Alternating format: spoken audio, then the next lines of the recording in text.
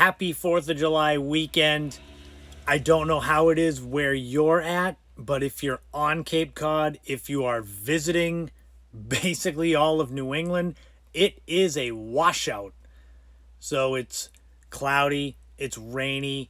It was like that most of today, and it's going to be like that tomorrow and Sunday.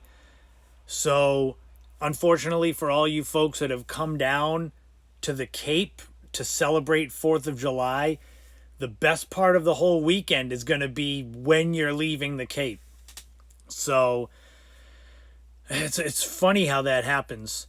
It wasn't like you'll get one rainy day, it's like you get all. So, I wish you could have been here a few days ago when it was 90 and humid and sunny. I mean, 90 and humid isn't great, but it is what it is. But yes, so welcome in. This is Without a Map number 18, the weekly live stream that corresponds with my In My Footsteps podcast. This is where I go over, dive deeper into the most recent episode that has gone up as far as podcasts go, give a little preview of what's coming next week. It's easier now that I do these weekly instead of taking a week off every 3 weeks. It's actually, you get into kind of a rhythm where you're just used to, okay, this is podcast recording day, and then the next day is editing day and such, and you do that. Any of you that have never heard of this podcast at all, it's New England centric, so it's a lot of travel. It's not a lot of history. I have condensed that to usually like one really good story and a time capsule, which consists of throwing a dart into history from that week. So, for example, the one that's coming up next week will be for the 4th of July, but it'll be 1976, the bicentennial.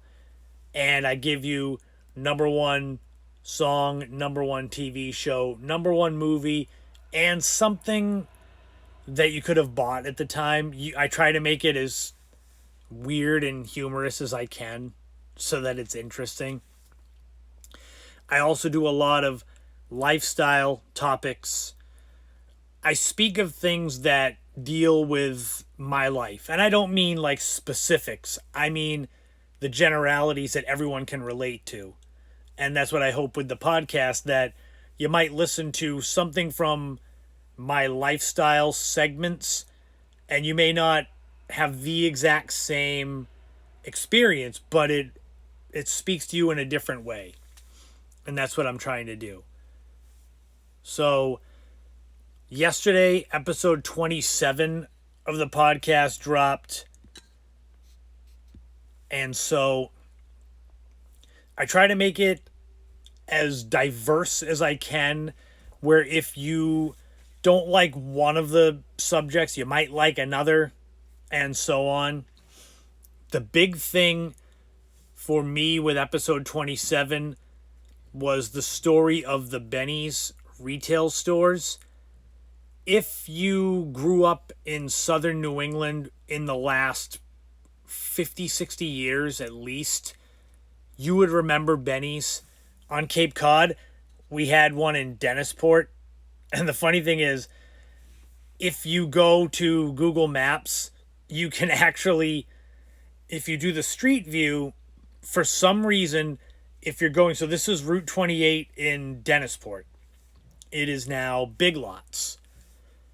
But the thing is, if you're doing the street view on Google Maps and you're driving past this location, from the road, it's empty. It must have been the time before Big Lots went in. But then you have the ability to do street view, can bring you right in. You can see the blue line there. It brings you into the parking lot, and suddenly there's Benny's again. So I thought it would be neat to kind of clip that from Google Maps, and for people that aren't familiar, because if you didn't grow up, at least in southern New England, you're not going to know Benny's. There's actually other stores that have the same name that are different types of stores. But for those of you that don't know, Benny's was kind of an everything store.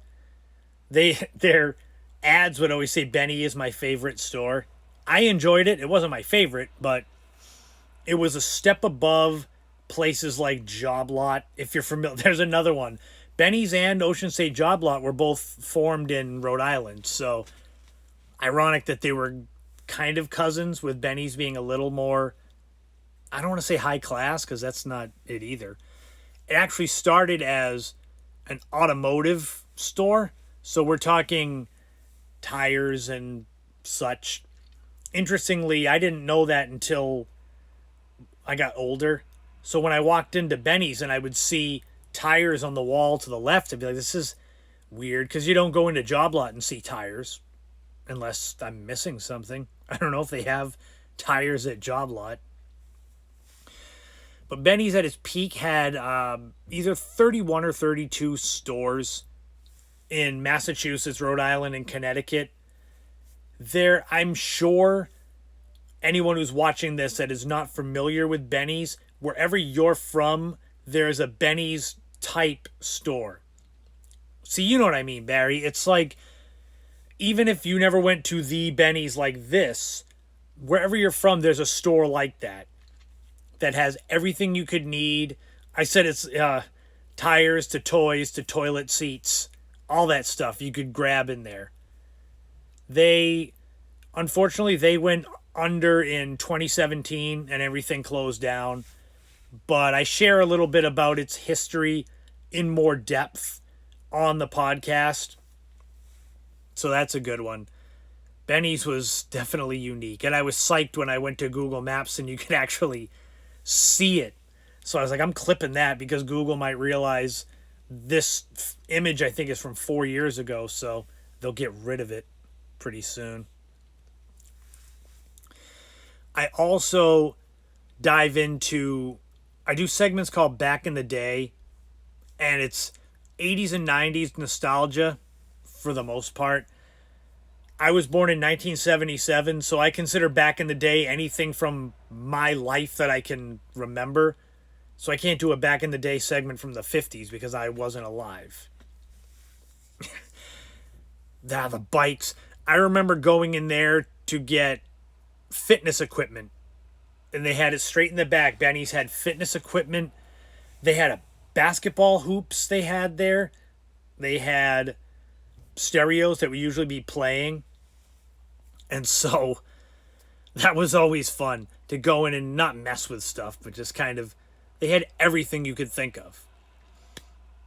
But Back in the Day segments, those, I think of something that spoke to me as a kid, and I'll usually bring it into the podcast. So this week, I don't even know if you can see it in the little, yeah, you can see it. Okay. So I speak about the Sega CD system. I'm trying to think of how to describe Sega CD without being too harsh on it. It was kind of a predecessor to PlayStation in the idea that the games were on a CD, which allowed it to have a lot more room to put more in-depth games, if that makes sense. They had games that were like full-length movies. It was like a choose-your-own-adventure video game, but a real movie, basically. And I had the Sega Genesis. That was my favorite system when I was a kid. And my friend John, he actually bought the Sega CD. This was so it debuted at the end of 92. He got his sometime in 93, obviously. And he didn't like it. The thing was, for me, they had a game, WWF Rage in the Cage, and I wanted that game. A, you could play inside a steel cage, which was great. B, they had more than 20 actual wrestlers. So it was neat to have that much to choose from, when a lot of the games, like if you played them in the arcade or on Nintendo, they'd have 8 to 10 wrestlers, and you get bored.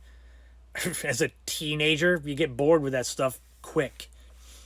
So I made a deal. I bought John's Sega CD off of him. I don't know what I paid for it. It was definitely too much when you look back on it. But I was over his house, And I bought this Sega CD system, and it was, I'm trying to think of like something to compare it to as far as how big it was. Maybe a couple of phone books, something like that. It was like the Sega CD was under the actual Sega Genesis. It kind of hooked into it. And so I had ridden my bike over there. I only lived a couple miles from him. And I bought the Sega CD, and I'm like, how am I going to get this home? And what he did was, anyone out there that's ever seen the really large duffel bags, I always call it a hockey bag because that's what I remember hockey equipment being in. But we're talking about a duffel bag that's 3 feet long and, 2 feet across. And it's got the two little handles for you to carry. And it would have the long strap. You could have it on your back. John didn't have the strap. So what he did was he allowed me to take the hockey bag, put the Sega CD in the hockey bag, and bring all of that home. The problem was I couldn't ride the bike. It was almost dark. It was kind of like how it is out now. A little bit like dusky. And so I couldn't ride the bike with one hand and holding a Sega CD in the other hand. So what I did was I managed to slide my arms through the little hand straps and put it over my back. There was not a lot of room for error with that. The fabric on the straps eventually just it ripped through my skin, so I had basically two big rope burns over my shoulders when I rode the bike home. And I got it home, and I got Rage in the Cage, and I probably played it for a month, and then that was it. Because there were no other great games to play for Sega CD. So that's why I said whatever I paid for it was too much. If it was 5 cents, it was too much. Because I didn't play it. Sega CD didn't sell that well. And then when PlayStation came out in 1995, it was gone. So I speak about that, and not what a waste it was, but kind of. I try to be as nice as I can, but yeah, it was a waste. Sega CD was a waste of my time. You can clip that and send it to Sega. I also do top 5 lists now on the podcast. That's my newest segment, is the top 5 list. I always throw it out to people. If you have any ideas of things you'd like on the top 5 list, let me know. I have right now 60 something topics just that I wrote down one night. I just went through everything. And some of them are general, some of them are specific to Cape Cod, some of them are just totally random. Next week's podcast, I'll get to it. It's a pretty good one for top 5. This one I did top 5 lighthouses that I've been to. Anyone that knows me, anyone that's followed me on Instagram for a long time, you see that I'm constantly posting photos of lighthouses if I can. Luckily, being on the Cape, we've got Chatham Light, Nauset Light, Nobsca Light in Falmouth, the Three Sisters that are in a field in Eastham, Race Point Light, Wood End and Long Point Lights up in Provincetown. Probably more. Sandy Neck Light. I can't remember them all. The one catch with the top 5 for episode 27 was they have to be lighthouses I had to actually really go to, as in going over the bridge. That's what I consider travel. Anything that's on the Cape is local. Despite the fact that Provincetown, it would take me 50 minutes to get there from here.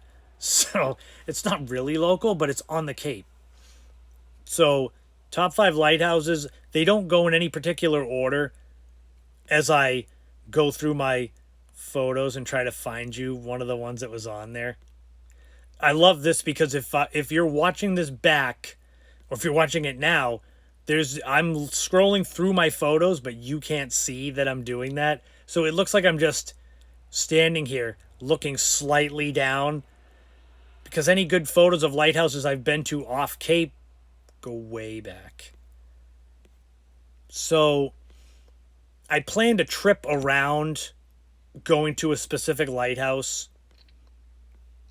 And I don't know if anyone out there has been to North Carolina, to the Outer Banks. If you have, But that was my plan. There we go. So this is Cape Hatteras Lighthouse. It's on the Outer Banks, North Carolina. I did a road trip like right before COVID, November 2019. I did a big road trip, 2,100 miles in 6 days. I barely had time to enjoy what I was seeing because I had so many places to see. I told myself, I said, take the photos, take the videos now, enjoy it later. And that's what I do. The trip was centered around this lighthouse, Cape Hatteras. From where I live, I think it's 15 hours if I was to drive straight through, which I did not do. And the interesting thing is that lighthouse is almost 200 feet tall. So that was on the list. I don't want to give away all of them because then why would you listen? But Cape Hatteras Light, I don't do the top fives in an order from 5 to 1 or 1 to 5 or whatever, because I figure my picks on any top 5 are going to be different from your picks, and that's enough, let alone having me put them in an order, and then it's double the discussion about why I chose to put this there and things like that. But I think you might like those. The top 5 list was kind of a break from This Week in History. I did a big, like, This Week in History would always be a big segment, 4 stories about what happened this week in history, and then I added a time capsule that I mentioned before. I realize that history is not everyone's favorite subject. For me, it's like if someone had This Week in Science on their podcast. Science isn't my favorite subject, so I'd kind of zone out. So I'm trying to make it more palatable. This Week in History shrunk, and we got top 5 lists. I also do road trips on many of the podcasts, not all of them. This week on episode 27, I did Hampton Beach, New Hampshire. If you're not familiar with it, it's a very small coastal, like, resort town. It might end up being the smallest town I do on the podcast in terms of actual size. I think it's less than 2 square miles. You know, Hampton Beach, it's like if you're on Cape Cod and you've got Hyannis and you've got Hyannis Port. Hyannis Port is a lot smaller, but it's sort of like that idea. I chose it because my great-grandparents had a donut shop in Hampton Beach in the 1940s and 50s, right near the Hampton Beach Casino, which is another funny thing. I always thought, growing up, that casino meant gambling. It turns out that that's not the case. The word casino actually means more of like a ballroom or a gathering place, which should have made sense. I have a friend, Barry, that he got married in 2007, and he was at the Roger Williams Casino in Rhode Island, and I was like, I didn't know Rhode Island had a casino. And then I got there, and I'm like, this isn't what I expected. There's no slot machines. What is this? It turns out casinos used to be like dance halls. So there you go. I learned that. That's one of those people post on social media. I was today years old when I figured this out. That was kind of like that with casinos. I'm like, wait a minute. So I talk about Hampton Beach. I try to balance it where it's New England centric, so I try not to show any bias toward any state, even though I live in Massachusetts. So I try my hardest to kind of keep going state to state, and also going in between big cities and small towns and places maybe you've never heard of. I did Middlebury, Vermont a few episodes ago, which I don't blame you if you've never heard of it. Middlebury was one that they've got a college. It's a college town. But I think of it, I like that just as much as doing a really popular spot like Newport, Rhode Island. Because maybe someone listens to the podcast and says, hey, I want to go to Middlebury, Vermont. And then they go into either a hotel or an attraction that I recommended and say they heard it on my podcast. And then now you got Middlebury asking me to come stay at a hotel or something. That's kind of the way I look at it. I'm always trying to promote people like that. That's episode 27. It's up on all platforms: Apple Podcasts, Spotify, Pandora, all of them. You can get it, listen to it. The podcasts tend to range around 50 minutes, except every fourth week I do a bonus episode, which is shorter. So last week I did the Cape Cod Coliseum, and that was 25 minutes, but it's one topic. The bonus episodes are always just one subject drawn out. I'm trying to think. Oh, so the one coming up the end of this month is going to be kind of deep, I guess you would say.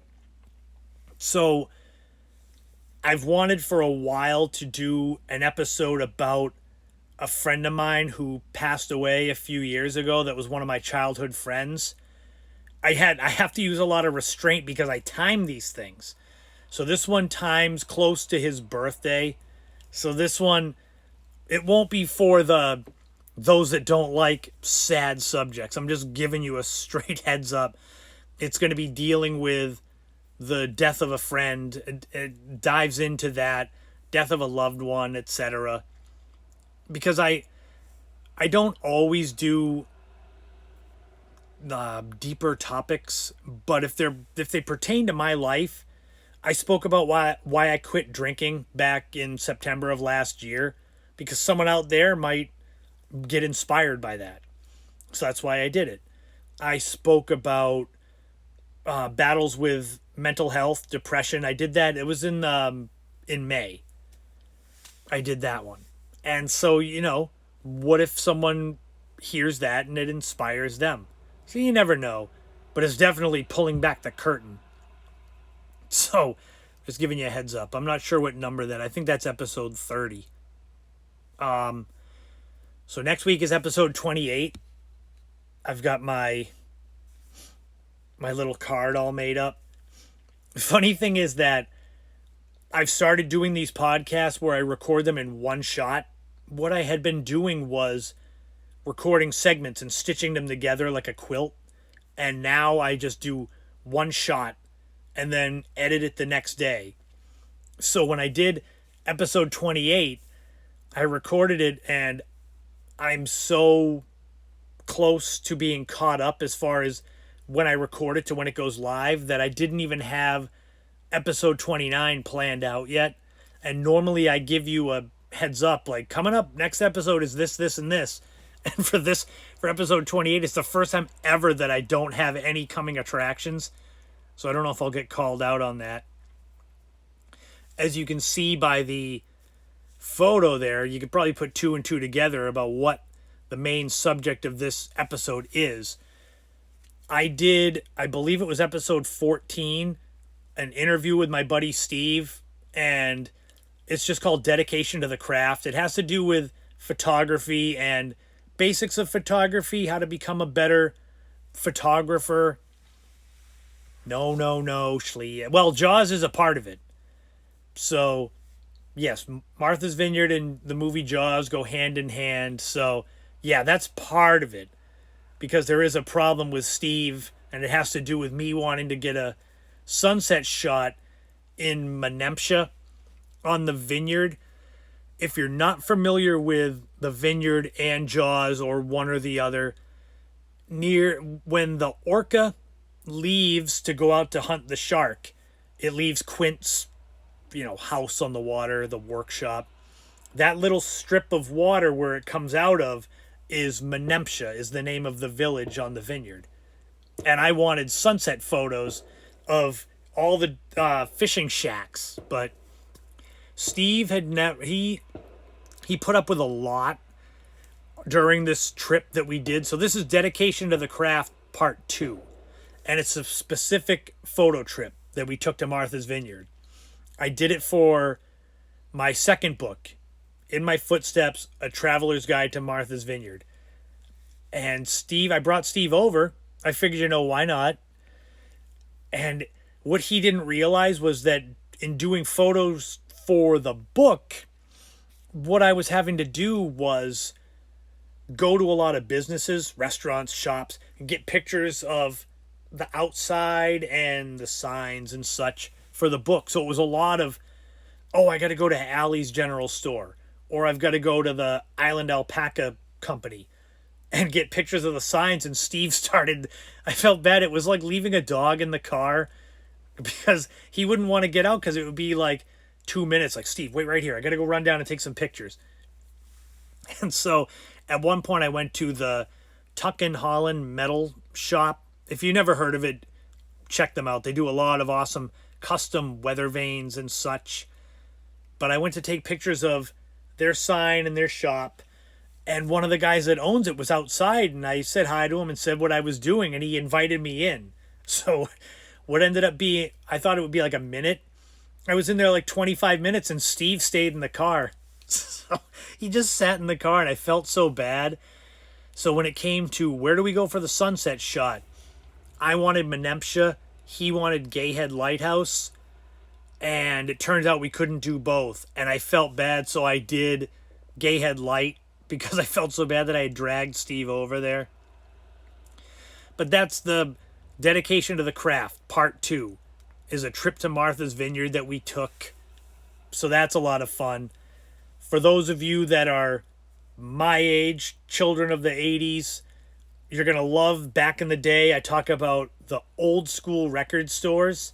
So the places when we actually had to go to a store to buy records or tapes or, well, CDs came later, but I think of it as cassettes. That was always the big one.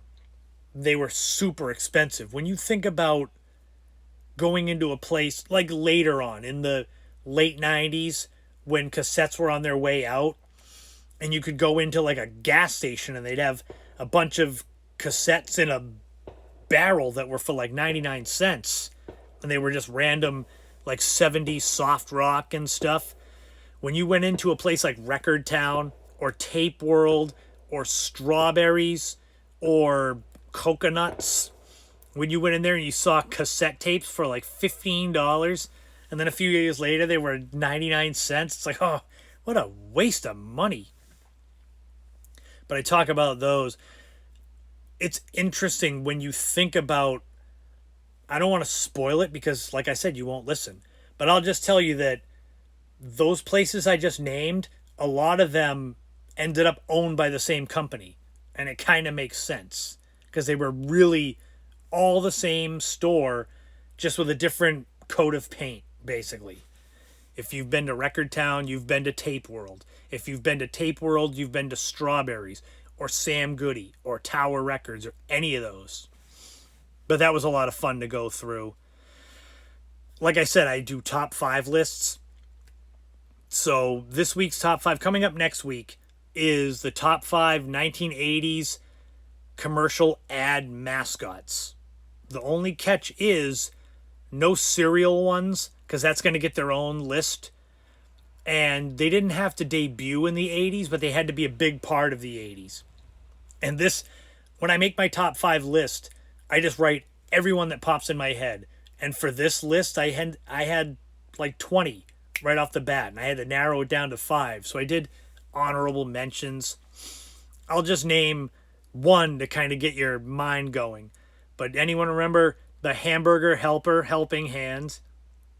Tell me I'm not the only one. The Hamburger Helper Helping Hand was literally what it was, like a glove with a face on it. And he had feet and he would walk out like there'd be a mother wondering what to make her family for dinner. And the hand would come out, a glove with a face, and explain about Hamburger Helper. And then she would make it and he would sing about how Hamburger Helper makes a great meal. If you don't know what I'm talking about, go to YouTube and just look up Hamburger Helper. And it's just such a slice of nostalgia for me where I'm into that kind of stuff anyway. Diving into old 80s and 90s commercials and remembering how things were. But yeah, it's a good list. And I had quite a few laughs putting it together. And of course, I can't have it all be fun and games. I tell this story that I had never heard of before I started researching the podcast back in September when I started putting all this together. And it's a story about cannibals on Boon Island in Maine. I'm trying to think of how to explain it without basically telling you the story. It's Boon Island is off the coast of York, Maine. It's like 7 miles out in the water. You can see it from shore though, because Boon Island Lighthouse is, I think it's 133 feet tall. So you can see that from far away. And it is basically, it boils down to a shipwreck and people doing what they had to do to survive out there back in the early 1700s. And I'll just leave it at that. It's like, ooh, it's a tease. Because you got to listen. I can't give it all away. Because I'm trying to drive up numbers to the podcast. I try to share it, but, I market it all the time. If you see it on Instagram, it's always in my stories. I do little teasers. I've gotten to having the first part of the podcast where the music plays be me explaining what's coming up. And then what I do is I clip that and use it as a preview. I got that from another podcast I listened to where he's got an intro and he talks about what's coming up. And I said, I should do that. Combine things together. Because I love the song that I have for my theme. It's by a man named DJ Williams. And it's called James River. And so I love playing that song. But I think if you're tuning into the podcast for the first time and I've got 35 seconds of just music, you got to catch people right away. Because people that know me, I think, listen to the podcast and they'll deal with that. But if you're listening to it for the first time and you don't know who the hell I am or what this is about, and you hear just music, you might be like, oh, all right, I don't have time for this. So I'm trying to cut that out. People have short attention spans. You got to reel them in. But that's coming next week, episode 28. Episode 29, I've got some parts of it planned. I know that I'm going to talk about my world famous basketball hoop on Cherry Lane. That's my childhood neighborhood. That I decided to stick in there. I'm going to talk about when I was on Chronicle on WCVB a couple years ago because it lines up 2 years almost to the day. So there's that. I'll figure out the rest of it later. I don't have to worry. It's in a couple weeks. What I'm doing for episode 27 is I do segments on YouTube. I'll take one of the segments and turn it into a video and try to get eyes on it that way. I decided this week to do the entire podcast. Howdy, Kate. Don't worry, I'm going to show my ad that I did for you. I mean, you don't need me to make ads for you, but. So what I decided for episode 27 is to do the entire podcast on YouTube. So what I'm doing is I'm uploading the audio and then I'm putting the visual, like the card, like basically it'll start off with this through the intro. So it's not a bunch of animations because let me tell you, the podcast is 50 minutes long. And after I got done with all of this, putting in the photos, the audio, stitching it together and saving it, it is more than 3 gigs in size. It is monstrous. It's like the biggest thing I've ever recorded or downloaded on my computer. So I've already said, unless this thing blows up on YouTube and I get a bunch of views, I'm not doing that again. Because my laptop has a lot of room, but if I start throwing those on there every week, that's going to get clogged up fast. And I've already had to replace my hard drive once. The damn thing like melted down. So I'll share that. I'll share a link to it or try to. Instagram doesn't let you. So if you're down here on the Cape for the 4th of July, if the weather is anything worth going to see, I would tell you to go and check out the Hydrangea house in Chatham. And I'll tell you why. Well, A, because it looks awesome. But B, the hydrangeas that lead you to this house, they're in bloom for, I mean, it's more than a week, but it feels like a week. I went there maybe 2 weeks ago and it wasn't in bloom. It was like 20%. And then someone on Instagram posted a photo and I'm like, oh, it's in bloom. I got to go. Because otherwise you're going to miss it. And the house looks nice on its own, but it needs the color of the hydrangeas. So that's why I'm saying if you are down on the Cape, go to Chatham, do it anyway, but go there and get a photo of the hydrangea house. It's like seeing Halley's Comet. It goes by and then it's like, whoops. I hadn't gotten a good picture of it in a few years. And it's not that I don't try. It's just you've got this narrow window to get out there and see it. And there's a place right across the street you can pull your car over, just so you know. So it's not like you have to stop in the road and take a photo. It's safe. But yeah, go there and see that. Oh, that's what I was going to do. So while you're in the chat, oh, it's too big. Oh, that's just rotten. So I made an ad for my sister Kate's business, and it's just, that's great. You still can't see it. Well, there's a good waste of my time. I'll just say her company, Wear Your Wish, it's clothing, it's jewelry, it's accessories, apparel, it's all that. And it's done so well that she sold out of everything and had to restock. So basically she had to like press pause because it was like, whoa, I'm out of everything. And she didn't want people going to the website and it's like going and seeing bare shelves. So I put together this little ad with this photo that I took and her logo. And you can't, I don't know why it's not fitting, but that's just lovely. So the jewelry launch is Sunday. So there you go. Sunday. Oh, that's in 2 days. It's 4th of July. Smart I am. So go to wearyourwishes.com starting Sunday. See?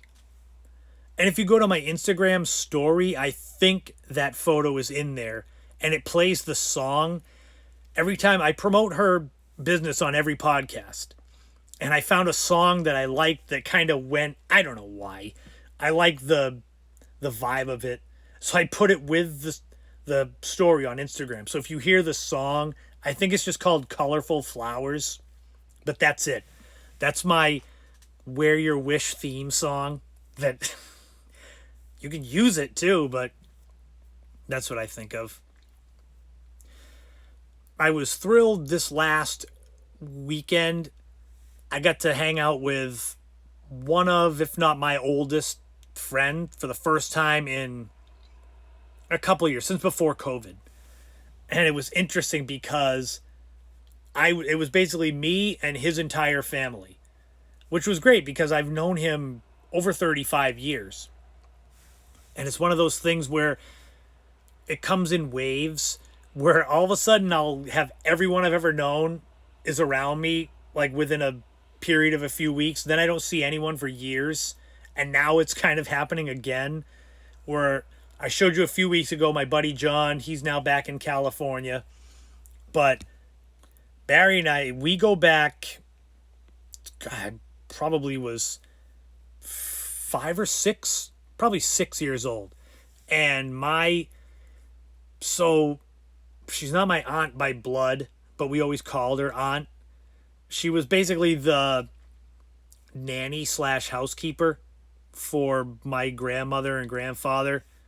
And she lived in this apartment complex not too far from where I grew up. And I must have gotten dropped off there once and I bumped into Barry when we were kids, and that was it. I would go over there and hang out with him. I'd stop over to Aunt Esther's house and be like, I'm going to see Barry, see ya. So it was always an excuse. But he's popped into the chat before on the live streams, but I figured I'd show this because, we don't look too bad for being in our 40s now. And we also got the obligatory shot with sunglasses. We've aged well. We both got similar haircuts too. I just can't grow a Fu Manchu. It wouldn't look as good on me as it does on him. So it's an interesting time. I'll tell you that. I have told people that I feel like I have so many seeds planted and are growing, but it's not harvest time yet. I'm a writer. I speak in metaphors. I can't help it. So I started my new job training at a chiropractor's office. That's been going well. The boss there has been trying to fix one of my own dysfunctions, which is my left leg and ankle, which caused me to not be able to really run anymore. Like I used to be a distance runner, and that's not anymore. So he's fixing me. Torturing me is more like it, but that's going well. I have 2 more practical labs to do, and then I'll get my certificate as a medical fitness specialist. So you may see in the coming weeks me gauging interest from local people if they're interested in in-home training, because it'll allow me to work with people with chronic conditions, anything from obesity to depression to COPD to, I'm trying to think of other stuff, but you get the idea. And I've trained a lot of people over the years. I get the most satisfaction training those that aren't in the best shape or the best place themselves and getting them to a place where their daily life is better, rather than training young guys in their 20s for a Spartan race. I mean, I've done it, but it's not as enjoyable as training an 85-year-old woman and having her say she can get the jar lid off her pickle jar now. I'd rather do that 100 times than train one guy for a Spartan race. I'm also working on 2 books, both of which, like, I can't give too much away. I've given away the photo book because I've told you that I'm working on it. I've been told that this book is going to happen, but don't ever put too much work into something if you don't have the contract in front of you. So I've told them, I said, you got to send me a contract for this photo book or else why would you put in all that work for nothing to happen? The other one is a bigger deal. It's like, could be the biggest project I've ever worked on the entirety of my life. Bigger than being on Chronicle, bigger than any of my 6 books I had out or writing for the Travel Channel. I can't give too much away because I need an agent, because I'm pitching this book to the biggest of the big publishers. I'm talking Random House, Simon & Schuster. I'm not talking about, Joe's bookstore. It's got to be big. Hopefully, I get myself an agent and I get this book officially taken care of. Then I can share it. Because if not, it's like yelling into a dark room. It's like, it doesn't matter. You're not going to know about it. I'm also in the midst of looking for a new place to live on Cape Cod in the summer with the real estate market being insane. Luckily, it's like a birthday present. I've got until like around my birthday, which is the beginning of November. I've been in the same place for 11 years, and I've been lucky to be where I am, but nothing lasts forever, and all chapters end, and I'm kind of at the point now where it's like, I need something different. I've got an apartment. I wouldn't mind another apartment, but I'm thinking this is where it comes back to all these seeds that need to be harvested. They won't be ready until probably next year. So it's like you're on this bridge between 2 mountains. It's like, you're going to get to this other spot, but it's like you got to get across that rickety bridge, and that's kind of where I'm at now. But that's all the interesting stuff going on besides the actual podcast. I tried to make it a point this week to talk more about the podcast because I want people that are here now that have never listened to go and listen.